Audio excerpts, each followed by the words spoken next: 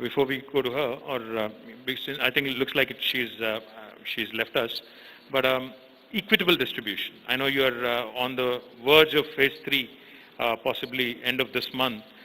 So since we are looking at you with a great deal of optimism, how do we ensure as a country, 1.3 billion people, we know your abilities to manufacture, we know that there is always a limitation, certain cap on how much you can manufacture. How do we ensure that this equitable distribution just doesn't remain in the paper and, like Mahima said, the highest bidder? Because I've heard you in other webinars where you said, Chinese government came in and blocked the entire South American market on some other vaccine development process. How do we ensure that such a thing does not happen, and how do we ensure Hyderabad, being the vaccine capital of the world, how do we ensure we assert our position? How do we ensure we not only supply for India, we also manufacture and supply to the rest of the world in a very equitable fashion? How do we do that? I just want to blame the government for that matter, honestly. The reason is the government is looking at it more on a health point of view, COVID problem. But I consider it's economic point of view. If somebody is starving with the loss of a job and starving, he's going to die. That's much worse. And the WHO and the Indian government, the drug controller, looks at what is 1% adverse reactions and all that. But they're not looking at it, how do we deploy faster? It is possible. Technology now, new technologies, and all the manufacturers, we have all the quality control systems in place. Nothing that we short circuit anything. But I think government has to sit in the central government and call the manufacturers. Tell me what you want. Each one they're working in compartmental. They say we are fast track, we are fast track. But all put together, no fast track in the country. So literally it is isolation. Each one want to look at microscope. How come this Indian company can develop this COVID vaccine? Let me look at it. If it comes from US, no scrutiny, much. But I think that system has to be put now. Our Chief Minister has to put a pressure on the Prime Minister's office. Something the drug controller and DBT, all of them, Principal Secretary should stick together, call the manufacturers, quick strategy discussion, and how do we execute. There must be one leader there, should be executed. If it is done, honestly I'm telling you, all the 4 manufacturers, 3 from here, Serum, can feed the entire 1.2 billion. Coming to affordability, trust me, I'm telling you, we are lesser than water bottle cost of vaccine. so water bottle is more expensive. I'm sure the vaccine wouldn't be as much, 330 ml. So this is 5 times more expensive than your vaccine. So we are really affordable. I think we are the lowest in the world. And the best quality. Trust me, I'm telling you. Our quality of a vaccine, Indian manufacturers' quality of vaccine, and GSK and Sanofi is exactly the same. Please keep in mind. We follow exactly WHO, TRS, and US FDA guidelines. Nothing less. People think Indian vaccine means something low quality. No, all are same quality. There's only one quality in vaccine field.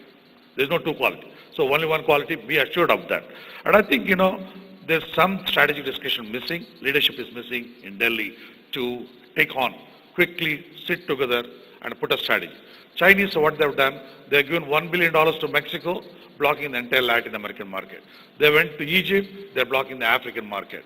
I really think in 5 years, the Gavi may not exist, UNICEF also may not exist. The way Chinese going and dominating the country's market. It's very scary. Krishna, in fact, I agree with you on 2 things here.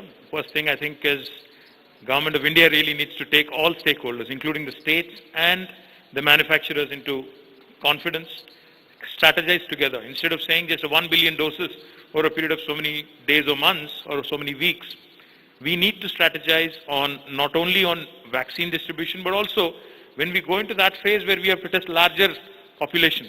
I think we need strategies, we need to test all corners of the country, and we need to ensure that the vaccine is made available. Secondly, on Krishna's point, I can vouch for it, because I have been to his lab today on the biosafety level 3, BSL 3 standard lab. Not just a lab, in fact the manufacturing facility.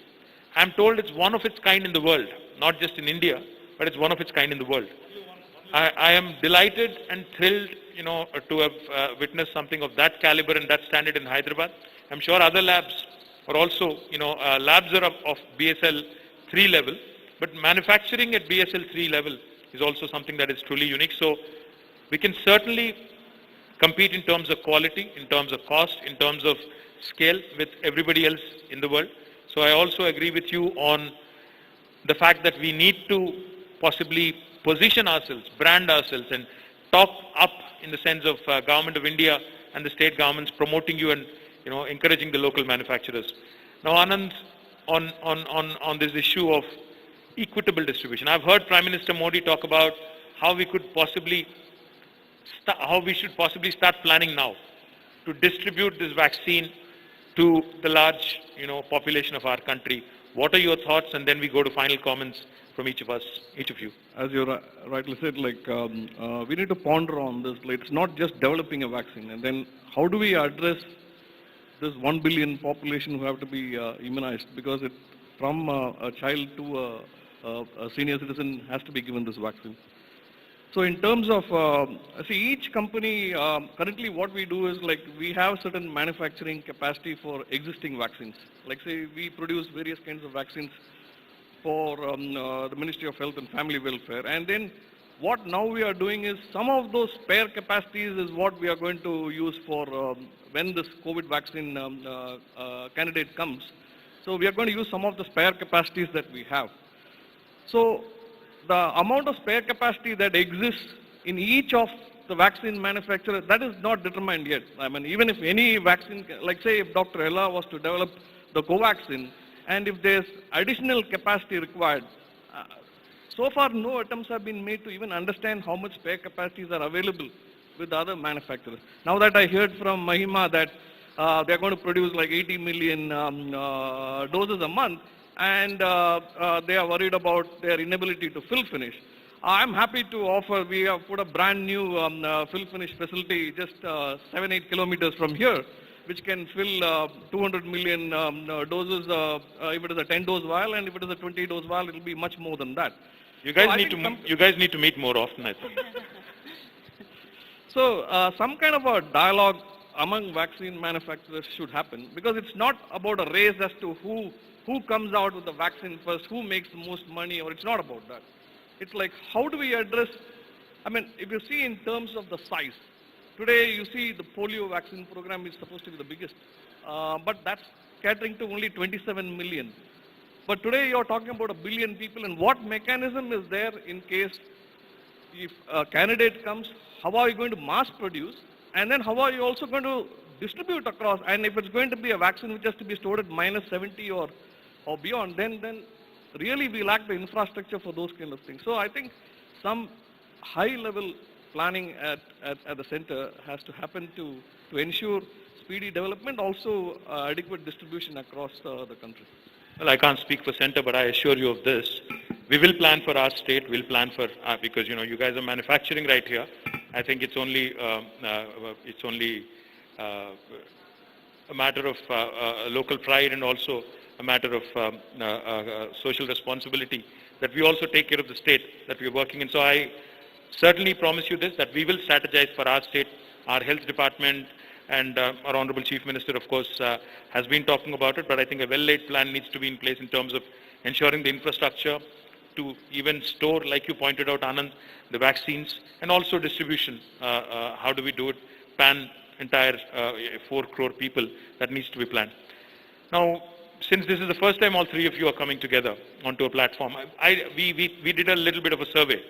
I tweeted, I said, what are the questions that you would like answers to, etc. The one question that came on tops, which I think you all can guess, that will be the last question for all three of you. See, it's like looking at a crystal maze and answering this one. Maybe you have more solid basis and solid grounding to answer this than any of us in this room right here. We'll start with Mahima. The question that is on everybody's mind. When is the vaccine likely to come out? Right? And how long is it going to be effective for? I think it's a tough question, I know. But I think I would want your educated, because since you're in this, since you've been in this business for decades, I want a very simple, to the point answer on when do you think it will happen and how do you think it's going to pan out from there on? Between Q1 next year and Q3 next year, you should start to see at least 5 candidates get licensed. Q1 and Q3, yeah. That is January, Jan to anywhere between, the third quarter. Anywhere between, and this I mean anywhere in the world. Anywhere in the world, yeah. Of course. Yeah. So I think that.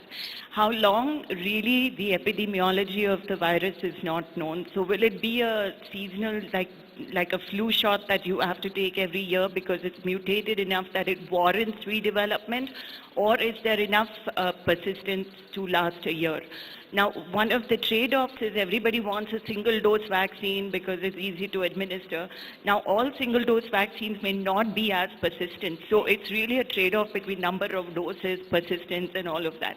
Time will tell. I'm afraid I couldn't predict anything on persistence at this So point. Q1 to Q3, and you're saying it could Yeah. either be in the form of a annual shot like for flu, or it could be a, depending on Could be the 5 epidemiology, years. could be a It 5 really years. depends. We won't. Typically, we would have done this all before licensure, but course. given the risk, we're going ahead and licensing. So we'll only know post-licensure of a vaccine how long the duration of protection lasts. All right, thank you. And let's go to Anand. Anand, Hi, this is Trisha. I'm Radhika Apte. వస్తాను కృష్ణమూర్తి. నేను ఆలీ మాట్లాడుతున్నాను. You're watching E3 Media Network. E3 media network. E3 media network. E3 Media Network. E3 means entertainment. entertainment.